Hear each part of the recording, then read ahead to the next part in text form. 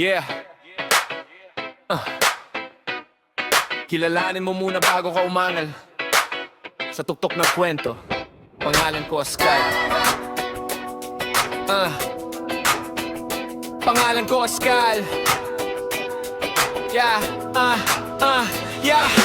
Galing sa kalsada, pangalan ko Askal. Sanay sa gutom, sanay sa sugat, sanay sa brutal. Walang pedigree pero may tapang at prinsipyo. Pinanday ng panahon, hindi ng papuri o sirkulo. Mula sa putik hanggang ulap ang dinaanan. Habang sila takot sa dumi, ako rito hinulman ng daan. Hindi ako ipinanganak na hari ng entablado, pero bawat takbang ko may kasamang paninindigan at pangako. Sa bawat talo, mas tumigas ang balat, kasi ang Askal di umaasa sa awa ng lahat. Kung anong meron ako, pinagpagurang ko to. Kaya sa tatas, hindi ako basta-basta natitinag dito, mananatili sa tuktok. Pangalan ko Askal, kahit walang lahi, sa tibay ako nakilala. Di kailangan ng corona para matawag na hari. Sa galaw pa lang alam mong dito pansamantala. Pare, mananatili sa tuktok kahit mahangin ang ulap. Kahit mag-isa sanay si Askal sa bigat. Di lang pag-akyat ang laban sa kwento ko ang tunay na hamon kung paano ako mananatili rito. Sa taas, bihira ang kaibigan, marami ang matangiti sa harap, sa likod nag-aabang ng butas. Kaya si Askal mapili sa tinatawag na kasama. Hindi lahat ng sumabay-sabay ding lalaban sa drama. Disiplina ang leash ko,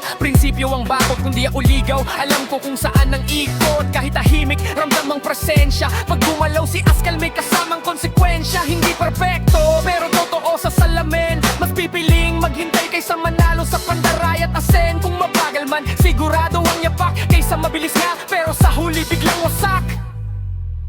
Mananatili sa tuktok, pangalan ko Askal. Bawat tagat ng hangin, lalo akong tumatagal. Di na kailangan ng sigaw para pakinggan. Tahimik ka nga lang pero ramdam sa kalapare. Mananatili sa tuktok, tanaw buong sigal. Kung bumagsak man si Askal, lalapag ng matatak. Di lang pagkakyat ang laban na dapat mong malaman. Ang tunay na gyera kung paano ka mananatili ririyan.